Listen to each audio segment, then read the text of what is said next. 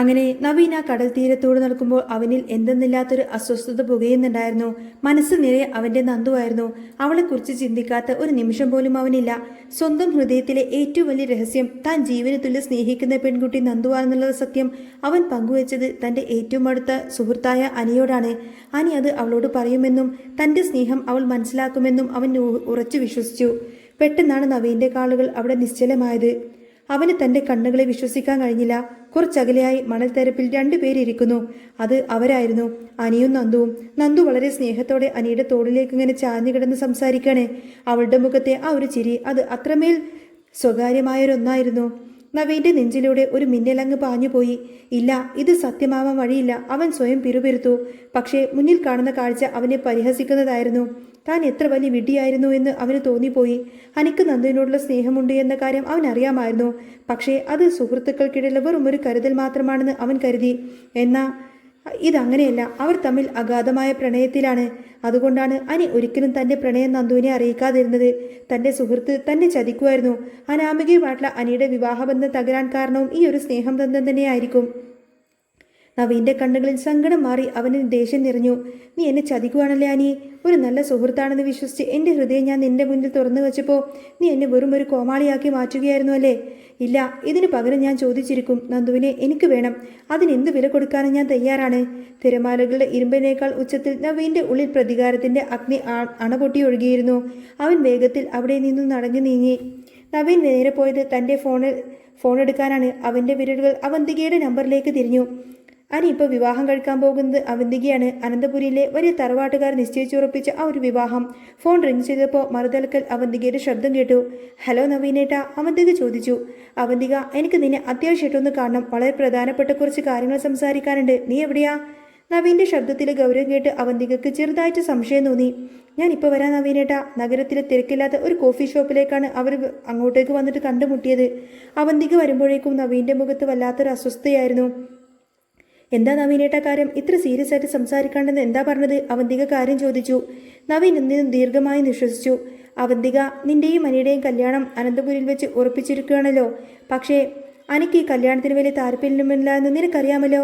അവന്തികയുടെ മുഖത്ത് ഒരു മന്ദഹാസം വിടർന്നു. അതൊക്കെ എനിക്കറിയാം നവീനേട്ടാ. എന്നോട് നവീനേട്ടൻ അന്ന് പറഞ്ഞില്ലേ നവീനേട്ടൻ്റെ മനസ്സിൽ വേറൊരു കുട്ടിയുണ്ടെന്ന്? അത് കേട്ടപ്പോൾ വീട്ടുകാർ എൻ്റെ വിവാഹം അനിയേട്ടനുമായിട്ട് ഉറപ്പിച്ചതാ. ഞാനും സമ്മതിച്ചു. അനിയേട്ടൻ മൂർത്തി ജ്വല്ലറിയുടെ നമ്മുടെ കുടുംബത്തിലെ ഒരാൾ തന്നെയല്ലേ? ഡിവോഴ്സൊക്കെ കഴിഞ്ഞ് വല്ലാതെ തകർന്നു നിൽക്കുന്ന ഒരു സമയമാ അനിയേട്ടൻ്റേത്. അപ്പോൾ ഒരു താങ്ങായിട്ട് ഞാൻ നിൽക്കുന്നത് നല്ലതല്ലേ എന്ന് തോന്നി. അപ്പോൾ നിനക്കറിയാമല്ലോ അനിയുടെ മനസ്സിൽ ഇപ്പോഴും ആ നന്ദുവാണെന്ന് നവീൻ ചോദിച്ചപ്പോൾ അവന്തികയുടെ മുഖം അങ്ങ് മങ്ങി. അറിയാം. അവന്തികയുടെ ശബ്ദം താഴ്ന്നു. അനിയേട്ടൻ എന്നെ വെറും ഒരു അനിയത്തിയായിട്ടാണ് കാണുന്നത്.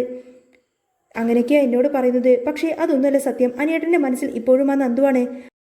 അനാമികയുമായിട്ടുള്ള ആ ഒരു ബന്ധം പിരിയാൻ കാരണവും അവൾ തന്നെയാണ്. അവർ തമ്മിൽ അത്രക്കധികം ഇഷ്ടത്തിലായിരുന്നു. വീട്ടുകാർ സമ്മതിക്കാത്തത് കൊണ്ട് മാത്രം നടന്നില്ല. നന്ദു ഒന്ന് ആത്മഹത്യക്ക് വരെ ശ്രമിച്ചതാ. എനിക്കറിയാം നന്ദുവിനെ അനന്തപുരിയിൽ ആർക്കും ഇഷ്ടമില്ല എന്ന്. അതറിയാവുന്നത് കൊണ്ട് തന്നെയാണ് നന്ദു മാറി നിൽക്കുന്നത്. പക്ഷേ ഞാൻ വിട്ടുകൊടുക്കാൻ തയ്യാറില്ല നവീനേട്ട. എൻ്റെ മനസ്സിൽ അനിയേട്ട മാത്രമേ ഉള്ളൂ. എനിക്ക് അയാളെ സ്വന്തമാക്കണം. നവീൻ അവളെ ഒന്ന് സൂക്ഷിച്ചു നോക്കി. ശരിയാവന്തിക, ഈ വിവാഹം നടക്കണം. അതിന് ആ നന്ദുവിനെ അവരുടെ ജീവിതത്തിൽ നിന്നും മാറ്റണം. പെട്ടെന്ന് തന്നെ അവന്തികയ്ക്ക് ഒരു സംശയം തോന്നി. അവൾ കണ്ണുകൾ ഇങ്ങനെ കൂർപ്പിച്ച് ചോദിച്ചു. അല്ല നവീനേട്ടാ, അന്ന് എന്നോട് പറഞ്ഞില്ലേ മനസ്സിലൊരു പോലീസുകാരിയുണ്ടെന്ന്? അത് നന്ദുവാണോ? നവീൻ പെട്ടെന്നൊന്ന് പതറിയെങ്കിലും സത്യം സമ്മതിച്ചു. അതേ അവന്തിക, എൻ്റെ മനസ്സിലുള്ളത് നന്ദുവാണ്. അവന്തിക പൊട്ടിച്ചിരിച്ചു. ഹാ, കൊള്ളാമല്ലോ. എന്നിട്ട് ഈ കാര്യം നവീനേട്ടൻ അനിയോട് പറഞ്ഞില്ലേ? പറഞ്ഞു. എൻ്റെ ഇഷ്ടം നന്ദുവിനെ അറിയിക്കാൻ ഞാൻ അനിയുടെ അടുത്തേക്ക് പറഞ്ഞതാണ്. അവൻ അത് ചെയ്യാമെന്നൊക്കെ സമ്മതിച്ചു. പക്ഷേ അവൻ എന്നെ ചതിച്ചു. ഞാനിപ്പോൾ നിന്നെ വിളിച്ചത് അതുകൊണ്ടാ. ഞാനിപ്പോൾ ഈ ഒരു കാഴ്ച ബീച്ചിൽ വെച്ച് കണ്ടു. അനിയും നന്ദും പരസ്പരം ചേർന്നിരുന്ന് ചിരിച്ച് സംസാരിക്കുന്നു. അവർ തമ്മിൽ ഇപ്പോഴും നല്ല സ്നേഹബന്ധത്തിലാ. ഇത് കേട്ട് അവന്തികയുടെ ചിരി അങ്ങ് മാഞ്ഞു. അവളുടെ കണ്ണുകളിൽ പക നിറഞ്ഞു. സത്യമാണോ നവീനേട്ടായി പറയുന്നത്? അതേ അവന്തിക, സ്വന്തം കണ്ണുകൊണ്ട് കണ്ടിട്ടാ ഞാനിപ്പോൾ വരുന്നത്. എൻ്റെ മനസ്സ് തകർന്നു പോയി. എനിക്ക് നന്ദുവിനെ വേണം. അവന്തിക, നവീൻ ദൃഢതയോട് പറഞ്ഞു. എനിക്കും മനിയേട്ടനെ വേണം നവീനേട്ടാ. ആ നന്ദുവിനെ എങ്ങനെയെങ്കിലും അവിടെ നിന്നും ഒഴിവാക്കണം. അവന്തിക പല്ലിറുമ്പി. രണ്ടുപേരുടെയും ലക്ഷ്യം ഒന്നായിരുന്നു. ആ ലക്ഷ്യത്തോടുള്ള യാത്രയായിരുന്നു ഇവിടെ തുടങ്ങുന്നത്. നവീനോട് സംസാരിച്ച് പിരിഞ്ഞതിന് ശേഷം അവന്തിക നേരെ പോയത് തൻ്റെ രഹസ്യകേന്ദ്രത്തിലേക്കാണ്. അവിടെ അവളെ കാത്ത് ഒരാളുണ്ടായിരുന്നു. വലിയൊരു കാറിൽ വന്ന് നിറങ്ങിയ ആ ഒരു രൂപം. അത് വല്ലാത്തൊരു ഗാംഭീര്യമുള്ള ആളായിരുന്നു. അതായിരുന്നു നാഗേന്ദ്രൻ, അവന്തികയുടെ പിതാവ്. എന്നാൽ അനന്തപുരിയിലെ ആർക്കും ആ രഹസ്യബന്ധത്തെപ്പറ്റി ഇപ്പോഴും അറിയില്ലായിരുന്നു. അവന്തികയെ കണ്ടപ്പോൾ നാഗേന്ദ്രൻ അവൾക്കരികിലേക്ക് വന്നു. അവളുടെ മുഖത്തെ വിഷമം കണ്ട് അയാൾ ചോദിച്ചു, എന്താ മോളെ, നീ എന്താ വല്ലാതിരിക്കുന്നത്? അമ്മയോട് വല്ല വഴക്കും കൂടിയോ? ആരോട് വഴക്കൊന്നുമില്ലാച്ച, അവന്തിക സങ്കടത്തോടെ പറഞ്ഞു. ഇതെന്റെ മാത്രം പ്രശ്ന, എന്താ കാര്യമെന്ന് അച്ഛനോട് പറ. നാഗേന്ദ്രൻ വളരെ അവളുടെ കയ്യിൽ കൈവച്ചുകൊണ്ട് ചോദിച്ചു. അനിയേട്ടനുമായിട്ടുള്ള എൻ്റെ കല്യാണം നടക്കുമെന്ന് എനിക്ക് തോന്നുന്നില്ല അച്ഛാ. നാഗേന്ദ്രൻ അങ്ങ് ചിരിച്ചു. അതെന്താ മോളെ അങ്ങനെ പറയുന്നത്? എല്ലാവരും കൂടി കല്യാണം ഉറപ്പിച്ചു വെച്ചിരിക്കല്ലേ അനന്തമൂർത്തി. അതിന് മുൻപതിൽ തന്നെ നിൽക്കുമ്പോൾ പിന്നെ നടക്കാതിരിക്കാൻ വഴിയില്ലല്ലോ. അതുകൊണ്ടൊന്നും കാര്യമില്ല അച്ഛാ. അനിയേട്ടൻ ഇപ്പോഴും ആ നന്ദുവിൻ്റെ പുറകെ ബീച്ചിലും പാർക്കിലൊക്കെ അവളുമായിട്ട് ഇങ്ങനെ കറങ്ങി നടക്കുക. അങ്ങനെ ഒരാൾ എന്നെ വിവാഹം കഴിക്കാൻ ഞാൻ അങ്ങനെ സമ്മതിക്കുമോ? ഇനി അഥവാ നമ്മളൊക്കെ നിർബന്ധിച്ച് അനിയേട്ടൻ എന്നെ വിവാഹം കഴിച്ചാൽ പോലും അയാൾ പിന്നെയും അവളെ തേടി പോവില്ലേ? അവന്തികയുടെ സ്വരത്തിൽ നിരാശയും ദേഷ്യവും ഒരുപോലെ നിറഞ്ഞു നിന്നു. നാഗേന്ദ്രന്റെ കണ്ണുകളിൽ ഒരു ക്രൂരത മിന്നി മറിഞ്ഞു. അയാൾ ഗൗരവത്തിൽ പറഞ്ഞു, നന്ദു, നിന്റെ ജീവിതത്തിന് ഒരു തടസ്സമായിട്ട് ആരെങ്കിലും നീക്കുവാണെങ്കിൽ നീ പേടിക്കേണ്ട മോളെ. അവളെ ഞാൻ അങ്ങ് ഇല്ലാതാക്കിക്കോളാം. അനിയുമായിട്ടുള്ള നിന്റെ വിവാഹ നിശ്ചയം, കല്യാണം എല്ലാം ഗംഭീരമായി തന്നെ നടക്കും. നന്ദു ഇനി ഒരു തടസ്സമായി നിങ്ങൾക്കരികിലേക്ക് വരില്ല. അച്ഛൻ അത് അനുവദിക്കില്ല. അവന്തികയുടെ മുഖത്ത് ചെറിയൊരു ആശ്വാസം പടർന്നു. പിന്നെ മോളെ, നീ ഇങ്ങനെ ഓടിപ്പിടിച്ച് ഇങ്ങോട്ടേക്ക് വരരുത്. ആ ആദർശം നിന്റെ പുറകെ തന്നെയുണ്ട്. 100 കണ്ണുമായി അവൻ എപ്പോഴും നടക്കുന്നുണ്ട്. ആരെങ്കിലും നമ്മൾ ഒരുമിച്ച് കണ്ടാൽ പിന്നെ ഈ ഒരു കല്യാണം ഒരിക്കലും നടക്കില്ല. അനന്തമൂർത്തി ആ വീടിൽ നിന്നും അടിച്ചിറക്കും. അത് നിനക്കറിയാമല്ലോ. വല്ലപ്പോഴും ഫോണിൽ വിളിച്ചാൽ മതി. നീ പെട്ടെന്ന് ഇവിടെ നിന്നും പോയിക്കോ എന്ന് നാഗേന്ദ്രൻ മുന്നറിയിപ്പ് നൽകി.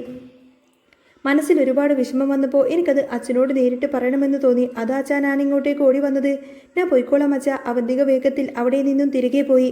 അനന്തപുരി തറവാട് ഇപ്പോഴും അതിൻ്റേതായിട്ടുള്ള പ്രൗഢിയിൽ തന്നെയാണ്. മുത്തശ്ശനും മുത്തശ്ശിയൊക്കെ ഹാളിരുന്ന് സംസാരിക്കാണ്. അനിയുടെയും അവന്തികയുടെ വിവാഹ നിശ്ചയം അടുത്തെത്തുകയാണല്ലോ. എല്ലാ ഒരുക്കങ്ങളും പെട്ടെന്ന് തന്നെ തീർക്കണം. മുത്തശ്ശൻ പറഞ്ഞു, നമ്മുടെ വീട്ടിൽ വെച്ച് നടക്കുന്ന വലിയൊരു ചടങ്ങല്ലേ. നിശ്ചയം കഴിഞ്ഞാൽ പിന്നെ കല്യാണത്തിന് കുറച്ച് സമയം കൊടുക്കാമെന്നാണ് അവന്തിക മോള് പറയുന്നത്. അവൾക്ക് വിദേശത്ത് എവിടെയോ പോകാനുണ്ടെന്നും പറഞ്ഞു. അതൊക്കെയാണെങ്കിലും ആ അനാമികയുമായിട്ടുള്ള ഡിവോഴ്സും കാര്യങ്ങളൊക്കെ ആദ്യം തീർക്കേണ്ടേ? മുത്തശ്ശി ചോദിച്ചു. അവളൊരു വലിയ ശല്യമാ. എന്തെങ്കിലുമൊക്കെ കാശ് കൊടുത്ത് അവൾ എങ്ങനെയെങ്കിലും ഒഴിവാക്കണം. ആ വേണുവും അനാമികയൊക്കെ പണം മാത്രം മതിയല്ലോ. അത് കൊടുത്ത് സെറ്റിൽ ചെയ്താൽ മതി. പിന്നെ അനിക്കും അവന്തികക്കും സമാധാനമായിട്ട് ജീവിക്കാലോ.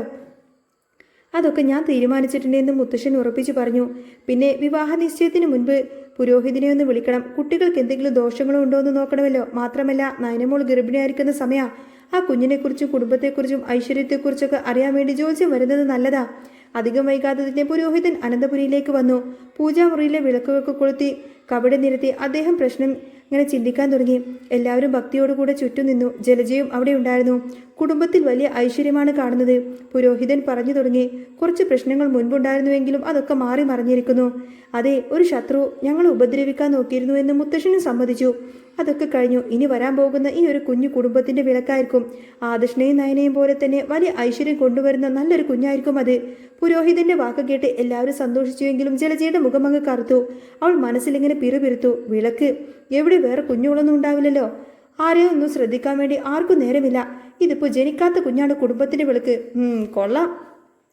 അപ്പോഴാണ് മുത്തശ്ശൻ മറ്റൊരു കാര്യം ചോദിച്ചത്. അല്ല പുരോഹിത, അനിയുടെയും അവന്തികമോളുടെയും വിവാഹം ഞങ്ങൾ തീരുമാനിച്ചു. അതിനെന്തെങ്കിലും കുഴപ്പമുണ്ടോ? പുരോഹിതൻ കുറച്ചു നേരം കവിടകളിലേക്ക് സൂക്ഷിച്ചു നോക്കി. പിന്നെ മുഖമുയർത്തി പറഞ്ഞു, ചെറിയൊരു പ്രശ്നം കാണുന്നുണ്ട്. ദേവനും അസുരനുമായതുകൊണ്ട് തന്നെ ഒത്തുപോകാൻ കുറച്ച് ബുദ്ധിമുട്ടാണ്. കലഹങ്ങൾക്ക് സാധ്യതയുണ്ട്. അതിലുപരി ഒരു വലിയ തടസ്സം ഇതിൽ കാണുന്നുണ്ട്. എന്ത് തടസ്സം? മുത്തശ്ശി പരിഭ്രമത്തോട് ചോദിച്ചു. വിവാഹം നടക്കുമെന്ന് ഇപ്പൊ പൂർണ്ണമായി പറയാൻ കഴിയില്ല. എന്തോ ഒരു തടസ്സം മുന്നിലുണ്ട്. പക്ഷേ ഒരു വലിയ പൂജ നടത്തിയ ഒരു പക്ഷേ ആ ദോഷം മാറാൻ കഴിഞ്ഞേക്കാം. ഒത്തുചേരുന്നവരാണെങ്കിൽ അവർ തീർച്ചയായിട്ടും ചേരും. പുരോഹിതൻ പറഞ്ഞു നിർത്തി. മുത്തശ്ശൻ ഉടനെ തന്നെ, എങ്കിൽ ആ പൂജ നമുക്ക് നാളെ തന്നെ നടത്താം. കുടുംബത്തിന്റെ ഐശ്വര്യത്തിന് എന്തു ചെയ്യാൻ ഞങ്ങൾ തയ്യാറാണെന്ന് പറയും. പിറ്റേ ദിവസം തന്നെ അനന്തപുരിയിൽ പൂജക്കുള്ള ഒരുക്കങ്ങളൊക്കെ ഗംഭീരമായി നടക്കുകയാണ്. പൂജാമുറിയിൽ ചന്ദനത്തിരിയുടെയും കർപ്പൂരത്തിന്റെയും ഗന്ധം നിറഞ്ഞു നിന്നിരുന്നു. എല്ലാവരും പരമ്പരാഗത വേഷത്തിൽ ഒരുങ്ങി നിൽക്കുകയാണ്. അവന്തികയും ഏറ്റവും നല്ല പട്ടുസാരിയൊക്കെ എടുത്ത് സർവാഭരണഭൂഷിതയെ അവിടെ എത്തി. അനിയുടെ ശ്രദ്ധ പിടിച്ചു പറ്റുക എന്നതായിരുന്നു അവളുടെ ലക്ഷ്യം. അനി അവിടെ വന്നുവെങ്കിലും അവളുടെ മുഖത്തേക്ക് പോലും ഒന്നും നോക്കിയില്ല. പൂജ തുടങ്ങുന്നതിൽ തന്നെ ആരും അറിയാതെ അവൻ മെല്ലെ അവിടെ നിന്നും മാറി വീടിന്റെ പുറകുവശത്തെ ഇടതാഴിലേക്ക് നടന്നു. ഫോണെടുത്ത് നന്ദുവിന്റെ നമ്പർ ഡയൽ ചെയ്തു. കുറച്ചു മാറുന്ന ഒരു തൂണിന്റെ മറവിൽ അവന്തിക നിൽക്കുന്നുണ്ടായിരുന്നു. അനി ആരെയോ വിളിക്കുന്ന അവൾ കണ്ട് അവതിങ്ങനെ കാതോർത്ത് നിൽക്കാണ്. ഹലോ നന്ദു. അനിയുടെ ശബ്ദത്തിൽ സങ്കടവും ദേഷ്യവും കലർന്നിരുന്നു. നീ എന്താ ഇങ്ങോട്ടേക്ക് വരാത്തിരുന്നത്? നിന്റെ അച്ഛനും അമ്മയൊക്കെ വന്നല്ലോ. നിനക്കെന്താ അവരുടെ കൂടെ ഇങ്ങോട്ടേക്ക് വന്നൂടായിരുന്നോ? മറുത്തേക്ക് നന്ദു ശാന്തമായി പറഞ്ഞു. അനി, നീ എന്താ ഈ പറയുന്നത്? നിന്റെ കൺവെട്ടത്ത് വരരുതെന്ന എൻ്റെ അച്ഛനും അമ്മയും എന്നോട് പറഞ്ഞിരിക്കുന്നത്. അങ്ങനെയുള്ളപ്പോൾ ഞാൻ എങ്ങനെ അങ്ങോട്ടേക്ക് വരിക? ഇവിടെ പൂജയ്ക്ക് വേണ്ടി ഒരുത്തി അണിഞ്ഞൊരുങ്ങി നിൽക്കുന്നുണ്ട്. എൻ്റെ കല്യാണം കഴിക്കാൻ വേണ്ടിയിട്ട്. അവൾ എന്നെ കാണുമ്പോഴേ എനിക്ക് അവളെ കാണുമ്പോഴേ ദേഷ്യം വരുന്നെന്തോ. അനു പല്ലിറുമ്പിക്കൊണ്ട് പറഞ്ഞു. നീ ഒന്ന് അടങ്ങി നിൽക്കാനേ. മുത്തശ്ശൻ തീരുമാനിച്ച കാര്യമല്ലേ. അവന്തിക അത്ര മോശം കുട്ടിയൊന്നുമല്ല. അവളുടെ അച്ഛനെയും അമ്മയും പോലെയല്ലേ അവള്. അവളുടെ അച്ഛനെയും അമ്മയും പോലെയൊന്നുമല്ല അവള്. നീ ഈ സമയത്ത് വെറുതെ പ്രശ്നമുണ്ടാക്കാൻ നിൽക്കരുത്. നന്ദു അവനെ ആശ്വസിപ്പിക്കാൻ ശ്രമിച്ചു. എന്താ നന്ദു നീ ഈ പറയുന്നത്? ഞാൻ അവളെ കല്യാണം കഴിച്ചിട്ട് സുഖമായി ജീവിച്ചോളാനാണോ നീ പറയുന്നത്? എനിക്കതിനൊന്നും ഒരിക്കലും കഴിയില്ല നന്ദു. അനി നിരാശയോടെ പറഞ്ഞ് ഫോൺ കട്ട് ചെയ്തു. പെട്ടെന്ന് തന്നെ പിന്നിൽ നിന്നും അവന്തിക ചോദിച്ചു. അനി നീ ഇപ്പം ആരെയാ വിളിച്ചത്? ആ നന്ദുവിനെയാണോ? അനി ഞെട്ടി തിരിഞ്ഞു നോക്കി. അവന്തികയുടെ കണ്ണുകളിൽ കോപമായിരുന്നു. ആണെങ്കിൽ തന്നെ നിനക്ക് എന്താടി? നീ എന്തിനാ എൻ്റെ പുറകെ ഇങ്ങനെ നിഴല് പോലെ വന്ന് നിൽക്കേണ്ട വല്ല കാര്യമുണ്ടോ നിനക്ക്? അനി ദേഷ്യത്തോട് ചോദിച്ച് അവിടെ നിന്നും വേഗത്തിൽ നടന്നുപോയി. അവന്തിക അപമാനഭാരത്താൽ വിറച്ചു. അവളുടെ കണ്ണുകൾ നിറഞ്ഞു. ഇല്ല, ഇത് ഞാൻ ഇങ്ങനെ വിടില്ല. നന്ദു ഇനി ജീവനോടെ വെച്ചേക്കരുത്. അച്ഛനോട് ഇപ്പം തന്നെ പറയണമെന്ന് അവൾ മനസ്സിലുറപ്പിച്ചു. അവന്തിക വേഗം തന്നെ തൻ്റെ മുറിയിലേക്ക് നടന്നു. വാതിൽ പാതി ചാരിയതിനു ശേഷം അവൾ വേഗം മൊബൈൽ ഫോൺ എടുത്ത് നാഗേന്ദ്രനെ വിളിച്ചു. അച്ഛാ, എനിക്ക് സഹിക്കാൻ പറ്റുന്നില്ല അച്ഛാ. അവളുടെ ശബ്ദം വിറക്കുന്നുണ്ടായിരുന്നു. എന്താ മോളെ, എന്തു പറ്റി? എന്താ കാര്യമെന്ന് നാഗേന്ദ്രൻ ചോദിച്ചു. അച്ഛാ, അനിയേട്ടൻ ഇപ്പോഴും ആ അവന്തികയെ തന്നെയാണ് അനിയേട്ടൻ ഇപ്പോഴും ആ നന്ദുവിനെ തന്നെയാണ് വിളിക്കുന്നത്. അവളെപ്പറ്റി മാത്രമേ അനിയേട്ടൻ ഇപ്പോൾ ചിന്തയുള്ളൂ. അച്ഛൻ പറഞ്ഞതുപോലെ എന്തെങ്കിലും ഒരു തീരുമാനം ഉടനെ തന്നെ എടുക്കണം. എനിക്കത് സഹിക്കാൻ പറ്റുന്നില്ല അച്ഛാ. എൻ്റെ മോള് വിഷമിക്കേണ്ട. അച്ഛൻ പറഞ്ഞതല്ലേ, അവൾ നിനക്കൊരിക്കലും ഒരു തടസ്സമാവില്ല എന്ന്. എല്ലാം ഞാൻ നോക്കിക്കോളാം. നാഗേന്ദ്രൻ്റെ വാക്കുകൾക്ക് ഒരു കൊലയാളിയുടെ തണുപ്പുണ്ടായിരുന്നു. ഈ സമയം അവന്തിക അവിടെ എങ്ങും കാണാതെ അന്വേഷിച്ചു നടക്കുകയായിരുന്നു ജലജ. ചുറ്റും നോക്കി നടന്ന് അവൾ അവന്തികയുടെ മുറിയിലേക്കെത്തി. പാതി തുറന്ന വാതിലൂടെ അവൾ കേട്ടത് അവന്തികയെ ആരോ അച്ഛ എന്നൊക്കെ വിളിച്ച് സംസാരിക്കുന്നതാ. ജലജയുടെ കാലുകളങ്ങ് നിലത്ത് തറഞ്ഞുപോയി. അവളുടെ ഹൃദയമിടിപ്പ് വേഗത്തിലായി. ആരെയാണ് അവൾ ഈ അച്ഛ എന്നൊക്കെ വിളിക്കുന്നത്? നാഗേന്ദ്രനെയാണോ? ആ പേര് കേൾക്കുമ്പോഴേ ജലജയുടെ രക്തം നിലക്കും. തൻ്റെ ജീവിതം നശിപ്പിച്ചത് അയാളാണ്. ഒരുപാട് കാലമായി താനും അയാളും തമ്മിൽ യാതൊരുവിധ ബന്ധവുമില്ല. തൻ്റെ മകൾക്ക് അയാളെ കാണാനോ സംസാരിക്കാനുള്ള അവകാശം പോലുമില്ല. എന്നിട്ടും ഇവൾ തന്നെ ചതിക്കുവാണോ? അഭിയും തന്നെ പറ്റിച്ചു. ഇപ്പോഴിതാ അവന്തികയും. അവൾക്ക് അയാളൊരു കോടീശ്വരനാണെന്ന കാര്യം മാത്രമാ വലുത്. ഈ കുടുംബത്തെ നശിപ്പിക്കാൻ അയാളുമായി ചേർന്ന് ഇവൾ പദ്ധതി ഇടുവാണോ? ജലജയുടെ നിയന്ത്രണം വിട്ടു. അവൾ വാതിലങ്ങ് തള്ളി തുറന്ന് അകത്തേക്ക് കയറി. എടി, നീ ആരാടി ഫോണിൽ വിളിച്ചത്? ജലജയുടെ ശബ്ദം ചാട്ടുള്ളി പോലെ മുറിയിലങ്ങ് മുടങ്ങി. പെട്ടെന്ന് തന്നെ ജലജയെ കണ്ടപ്പോൾ അവന്തികയൊന്ന് പതറി. അവൾ ഫോണ് പിന്നിലേക്ക് മറച്ചു പിടിച്ചു. അത് എൻ്റെ ഒരു ഫ്രണ്ടായിരുന്നു അമ്മേ. നിന്റെ ഫ്രണ്ടിനെയാണോ നീ അച്ഛ എന്ന് വിളിക്കുന്നത്? നീ ആ നാഗേന്ദ്രൻ്റെ അടി വിളിച്ചത്? ജലജയുടെ കണ്ണുകൾ കോപം കൊണ്ട് ചുവന്നു. എല്ലാം അമ്മ കേട്ടു എന്ന് മനസ്സിലായപ്പോൾ അവന്തികയുടെ ഭാവം അങ്ങ് മാറി. അവിടെ ധിക്കാരം നിറഞ്ഞു. അതെ, ഞാൻ അച്ഛനെ തന്നെയാണ് വിളിച്ചത്. അതിനിപ്പോൾ എന്താ? എൻ്റെ അച്ഛനോട് സംസാരിക്കാൻ എനിക്ക് അവകാശമില്ലേ? ബഹളം കേട്ട് അഭി അങ്ങോട്ടേക്ക് ഓടി വന്നു. എന്താ അമ്മേ പ്രശ്നം? അമ്മ എന്തിനാ ഇവളോട് ചൂടാവുന്നത്? നീ എന്താണെന്ന് ചോദിച്ചു നോക്ക്. ജലജ അഭിയുടെ നേർക്ക് തിരിഞ്ഞു. ഇവൾ തന്നെ ചതിക്കുക. ദേ, ഇവൾ ആ നാഗേന്ദ്രനെ വിളിച്ച് കല്യാണക്കാരെ സംസാരിക്കുന്നു. നിങ്ങൾ എന്നെ ചതിക്കുമായിരുന്നോ? ഞാൻ പറഞ്ഞിട്ടില്ലേ അയാളുമായിട്ട് യാതൊരുവിധ ബന്ധവും പാടില്ല എന്ന്? അത് ഞാൻ സമ്മതിക്കില്ല. അഭി ശാന്തതയോടെ എന്ന ഉറച്ച ശബ്ദത്തിൽ പറഞ്ഞു. അമ്മയൊന്ന് മനസ്സിലാക്ക്. നമ്മളിവിടെ അനന്തപുരിയിൽ എന്താ വെറും ഒരു അടിമളെ പോലെ ഇങ്ങനെ ജീവിച്ചിട്ട് എന്താ കാര്യം? അതിലും എത്രയോ നല്ലതാ അച്ഛൻ്റെ കൂടെ പോയിട്ട് നന്നായിട്ട് രാജകീയമായി ജീവിക്കുന്നത്. അച്ഛൻ ഇപ്പോൾ വലിയൊരു കോടീശ്വരനാണമ്മേ. കോടീശ്വരനോ? ജലജ പുച്ഛത്തോടെ ചിരിച്ചു. അവൻ ഇനി ലോകത്തെ മുഴുവൻ രാജാവാണെന്ന് പറഞ്ഞാലും അയാളുടെ കൂടെ പോയി ജീവിക്കാനൊന്നും ഞാൻ സമ്മതിക്കില്ല. നിങ്ങൾ അയാൾക്ക് വിട്ടുകൊടുക്കാനും ഞാൻ തയ്യാറാണ്. അവന്തികൾക്ക് ദേഷ്യം അടക്കാനായില്ല. അമ്മ എന്തിനെങ്ങനെ വാശി പിടിക്കുന്നത്? എൻ്റെ അച്ഛനല്ലേ അയാള്. അദ്ദേഹത്തെ വിളിക്കാൻ എനിക്ക് അവകാശമില്ലേ? അമ്മക്കത് തടയാൻ എന്താ അധികാരമുള്ളത്? ജലജ പെട്ടെന്ന് നിശബ്ദയായി. ഒരു നിമിഷം അവൾ അവന്തികയെ സൂക്ഷിച്ചു നോക്കി. ആ നോട്ടത്തിൽ ദേഷ്യമായിരുന്നില്ല, മറിച്ച് വല്ലാത്തൊരു നിസ്സഹായതയും അതിലൊരുപി വർഷങ്ങളായി അടക്കിപ്പിടിച്ച ഭയാനകമായ രഹസ്യത്തിന്റെ ഭാരവും ഉണ്ടായിരുന്നു. മുറിയിൽ പെട്ടെന്നിന്റെ ശ്വാസം മുട്ടിക്കുന്ന ഒരു നിശബ്ദത പടർന്നു. ജലജയുടെ ചുണ്ടിൽ ഒരു വിളറിയ ചിരി മിന്നി മറഞ്ഞു. നിന്നെ പെറ്റ അച്ഛനോ? അവൾ പതുക്കെ ചോദിച്ചു. അവളുടെ ശബ്ദത്തിനപ്പോൾ വല്ലാത്ത ആഴമുണ്ടായിരുന്നു. അതെ, എൻ്റെ അച്ഛൻ, അവന്തിക ഉറപ്പിച്ചു പറഞ്ഞു. ജലജ തൻ്റെ സാരി തുമ്പിൽ നിന്ന് തിരികെ വെച്ചിരിക്കുന്ന മൊബൈൽ ഫോൺ എടുത്തു. വിറക്കുന്ന കൈകളോടെ ഗാലറിയിൽ പോയിട്ട് പഴയൊരു ഫോട്ടോ എടുത്തു. അത് അവരുടെ മുന്നിലേക്ക് നീട്ടി. എന്നാ നീ ഒരു കാര്യം മനസ്സിലാക്കിക്കോ. നിനക്ക് ജന്മം തന്നത് ആ നാഗേന്ദ്രനല്ല. ഇതാ, ഇയാളടി നിന്റെ സ്വന്തം അച്ഛൻ. ആ വാക്കുകൾ ഒരു ഇടിമുഴക്കം പോലെയാണ് ആ മുറിയിലങ്ങ് മുഴങ്ങിയത്. ഫോട്ടോയിൽ തികച്ചും അപരിചിതമായ മറ്റൊരു മുഖം കണ്ട് അഭിയും അവന്തികയും ഒരുപോലെ അങ്ങ് തറഞ്ഞു നിന്നുപോയി. അവരുടെ തലച്ചോറിന് ആ വാക്കുകൾ കയറാൻ കുറച്ച് നിമിഷങ്ങൾ എടുത്തു. അമ്മ എന്താ ഈ പറയുന്നത്? അഭിയുടെ ശബ്ദം തൊണ്ടയിലങ്ങ് കുരുങ്ങി. അവൻ അവന്തികയും അമ്മയെ മാറി മാറി നോക്കി. അമ്മ എന്തൊക്കെയായി വിളിച്ചു പറയുന്നത്? അവന്തിക കരച്ചിലിന്റെ വക്കിലായിരുന്നു. അവളുടെ ലോകം വട്ടം കറങ്ങുന്നത് പോലെ അവൾക്ക് തോന്നി. വിളിച്ചു പോകുന്നതല്ല, സത്യം ഞാൻ പറയുന്നത്. ഇനി മേലാൽ ആ നാഗേന്ദ്രനെ അച്ഛനെന്ന് വിളിച്ചു പോകരുത്. ഇതിൻ്റെയൊക്കെ പിന്നിൽ നിങ്ങൾ ആരും അറിയാതെ ഒരുപാട് കഥകളുണ്ട്. എൻ്റെ ജീവിതം തകർക്ക ആ ദുഷ്ടനായി ഇനി യാതൊരുവിധ ബന്ധവും പാടില്ല. എൻ്റെ വാക്ക് ധിക്കരിച്ച് ആ ചതിയുടെ കൂടെ നിൽക്കാനാണ് നിങ്ങളുടെ ഭാവമെങ്കിൽ ഈ ജലജ ജീവനോടെ ഇരിക്കുമെന്നും അനിയുമായിട്ടുള്ള ആ ഒരു കല്യാണം ഒരിക്കലും നടക്കില്ല. ഓർത്തു വെച്ചോ നീയെ. ജലജ പറഞ്ഞു തിരിഞ്ഞു പോലും നോക്കാതെ ആ മുറിയിൽ നിന്നങ്ങ് പുറത്തേക്ക് പോയി. അവന്തികയും അഭിയും ആകെ സ്തംഭിച്ചു പോയി. കാലുകളുടെ അടിയിലെ മണ്ണ് ഒലിച്ചു നിന്ന് പോകുന്നത് പോലെയൊക്കെ അവർക്ക് തോന്നുകയാണ്. താൻ ഇത്രയും കാലം വിശ്വസിച്ചിരുന്ന സത്യങ്ങളെല്ലാം തന്നെ ഒറ്റ നിമിഷം കൊണ്ട് തകർന്നടിഞ്ഞിരിക്കുന്നു. അപ്പോൾ ആരാണ് ശരിക്കും തങ്ങളുടെ അച്ഛൻ? എന്താണ് തൻ്റെ അമ്മയുടെ ഭൂതകാലം? ഈ ചോദ്യങ്ങൾക്ക് മുന്നിൽ ഉത്തരം കിട്ടാതെ അവൾ വിതുമ്പി.